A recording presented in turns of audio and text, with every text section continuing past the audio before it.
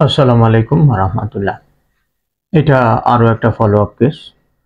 এই রোগীটা আমার কাছে সাতক্ষীরা থেকে চিকিৎসা নিতে আসে। উনি যেদিন আসে প্রচন্ড আহ, কোমরে ব্যথা ছিল।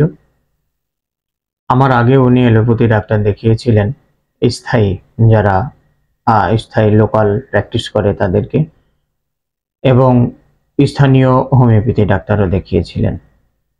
সমস্যা যেটা, ওষুধ খেলে কমে যাচ্ছিল, কিন্তু ওষুধ ছেড়ে দিলে আবার পূর্বের অবস্থা, ওনার চলাফেরাটাই একটা বেকায়দাপূর্ণ অবস্থার মধ্যেই ছিল।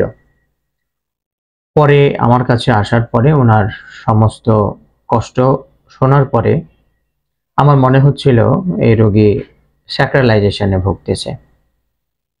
পরে আমি ওনাকে বললাম যে আপনি যেহেতু দূর থেকে আমার কাছে চিকিৎসা নিতে আসছেন, আমি উইদাউট ডকুমেন্টস, উইদাউট পরীক্ষা নিরীক্ষা আমি আপনাকে দেখতে পাচ্ছি না।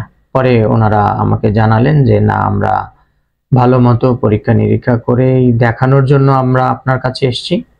পরে আমি ওনাকে লাম্বার স্যাক্রালের এক্স-রে করতে দিলাম এবং সেখানে দেখলাম বোথ সাইড স্যাক্রালাইজেশনে সে ভুগছেন। আপনার কোমর ব্যথা ছিল তাই তো?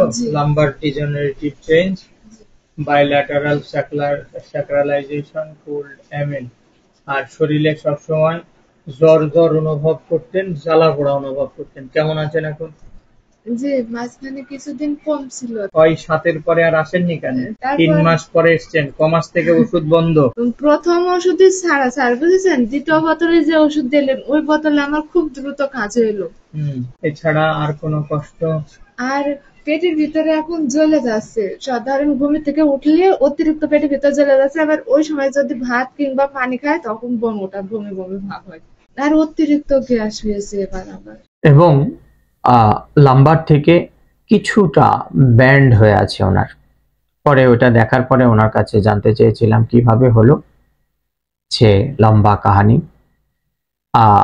1 মাস চিকিৎসা নিয়েছে, আলহামদুলিল্লাহ এখন উনি অনেকটাই ভালো। আশা করি যে ব্যায়ামগুলো, যে নিয়ম কানুনগুলো, যেভাবে ওনাকে চলতে বলেছি এইভাবে চলে যদি উনি 5 থেকে 6 মাস আমার কাছে এইভাবে চিকিৎসা কন্টিনিউ করতে পারে, তাহলে উনি পরিপূর্ণ সুস্থতা লাভ করবে।